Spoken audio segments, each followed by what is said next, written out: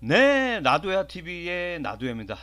자, 이제 3월 달이 됐죠. 여러분들 뭐 황금 연휴도 있었고 그렇지만 이제 3월 1일 하면 3.1절 아니겠습니까? 우리가 또 대한독립 만세를 부른 그 날이기도 한데요. 자, 그래서 그 독립운동가 하면 여러분들 뭐 잘 아시는 뭐 단체 신채호 선생이라든가 아니면 안중근 의사, 뭐 이봉창 의사 이렇게 우리가 잘 알려진 독립운동가 분들도 계시지만 오늘 이 시간은요 우리가 잘 모르고 있는 독립운동가에 대해서 한번 알아보는 시간을 갖도록 하겠습니다. 네, 우리가 잘 알지 못하는 독립운동가 첫 번째는요 김향화 선생이 되겠습니다. 자, 김향화 선생은요 한국의 기생 출신 독립운동가이며 2009년 대통령 표창을 추서받았습니다. 1918년에 편찬된 조선민보감에 따르면 본명은 김순이이고 1897년 한성부 현 서울특별시에서 태어났으며 어린 나이에 결혼하였으나 18세에 이혼하고 가족을 부양하기 위해 기생이 되어 수원권번 기생조합에 소속되었다고 합니다. 조선민보감에 따르면요 그녀는 갸름한 얼굴에 죽은 깨가 운치를 더하고 맵시 동동한 중등 기에 성품은 순하고 귀염성이 있으며 건무, 숙무, 가사, 시조, 경성잡가, 서관소리, 양금치기 등 각종 기회에 능했다. 또한 타금이 섞인 예원성의 목청은 사람의 마음을 구슬프게 했다고 하고요. 1919년 당시 22세의 김향화는 수원 지역 요리집에서 가장 즐겨 찾는 1등 얘기가 되었습니다.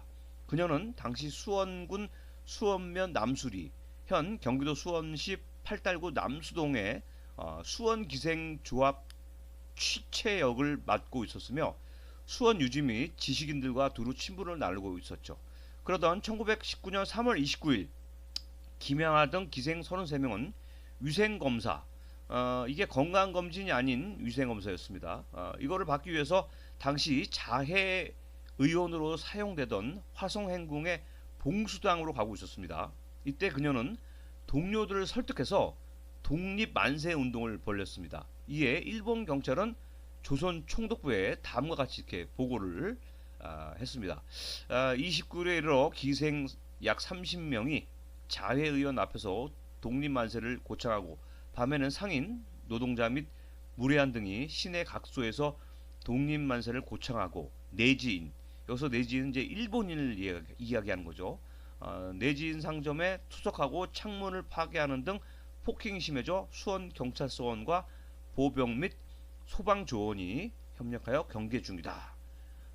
일본 경찰은 김양아를 만세운동 주동자로 체포했고 그녀는 2개월간 고문받다 경성지방법원 수원지청으로 넘겨져 공판에 회부됐는데 그게 5월 27일 소위 보안법 위반 혐의로 징역 6개월을 선고받고 서대문 형무소에서 옥고를 치렀습니다. 자, 일설에 따르면 그녀는 서대문 형무소에서 유관순 열사와 같은 감방에 수감되었다고 합니다. 이후 1919년 10월 27일 가출옥되어서 수원으로 돌아왔으며 서울로 옮겨 살다가 1950년에 사망했다고 합니다.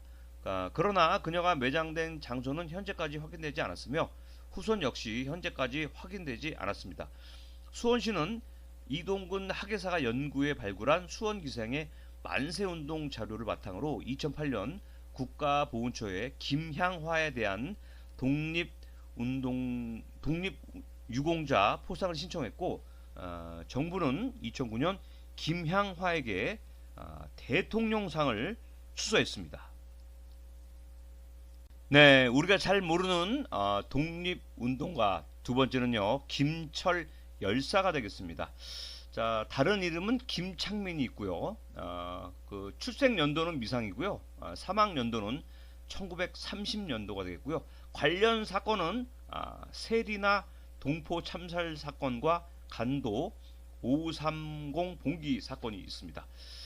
자, 김철은요 동만주 지방에서 통일 전선을 결성하기 위해 비밀리에 활동하였는데요. 1928년 1월 동만 청년 총동맹 중앙 집행위원으로 선출되었으며 ML파의 만주 총국에서 활동하며 옌지현, 용지향의 뽀뿔회원으로 활약하였고 용정촌군 사회단체협의회 야채이카로도 활동하였습니다. 1928년 8월 세리나에서 봉천 군벌이 제만 한인에게 한 만행을 항의하고자 설립한 세리나 동포 참살 사건 대책 강구발 기회 교섭위원으로 활약하였습니다. 김철은 이처럼 공개적인 활동을 통하여 한인들을 조직하고 언론을 선도하였습니다. 1928년 9월 제2차 간도 공산당 검거 사건이 일어났을 때 김철은 검거망을 피해 있었죠. 이 사건은 간도 총영사관이 일으킨 것으로 동반주 지방에서 활동하던 ML파 조직원이 대거 검거되었습니다. 1928년 12월 코민텔은 정치 서구국의 특별 결정에 따라 조선공산당의 지부 승인이 취소되었습니다. 이후 제만 한인 사회주의자 활동은 일국 일당 원칙에 따라 만주 지역에서 활동하며 중국 공산당에 가입하는 것과 조선공산당을 재건하기 위해 국내에 들어가 활동하는 것으로 나뉘었었습니다. 김철은 중국 공산당에 가입하여 활동을 하였습니다. 한편 1930년 3월 ML파는 만주 총국을 해체하고 반제 반봉건 운동을 하는 과정에서 검증을 통하여 개별적으로 중국 공산당에 가입하겠다고 공개적으로 선언하였죠. 중국 공산당 만주성위원회에서 파견된 박윤서 등과 과거 ML파 구성원들을 모아 1930년 4월 전동만 폭동위원회를 결성하였는데 김철은 여기에 참가하여 활동하였습니다. 또한 옌지현 등지에서 반제 반봉건 운동을 일으켰습니다. 김철이 직접 폭동의 총주자로 활약한 간도 530 봉기는 반제 반봉건 운동이 최절정에 달했던 시기에 일어났었죠.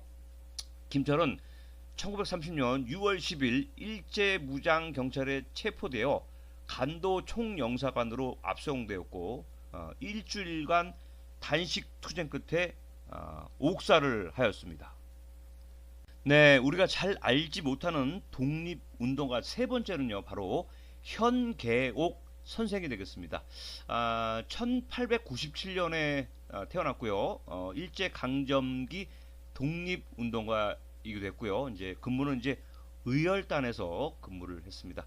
자, 현계옥 그 선생은요, 밀양에서 태어나 가난한 집안에서 성장을 하였는데요. 일찍 부모를 여의고 17세 때 대구 기생조합에 들어가 기생이 되었고요. 타고난 미모에다 풍류 가무가 뛰어났다고 합니다. 대구 기생집에서 근무하던 중 손님으로 온 현정건을 만났고 현정건의 영향으로 독립운동가의 길을 가게 되었습니다.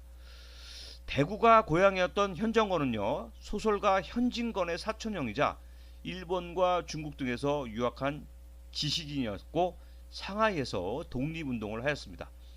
3.1운동 이후 독립자금을 확보하기 위해 한국에 잠시 들린 현정건을 따라 21세의 나이로 만주를 거쳐 상하이로 떠나 의열단에 가입하면서 본격적인 항일 무장 투쟁의 길로 들어섰습니다.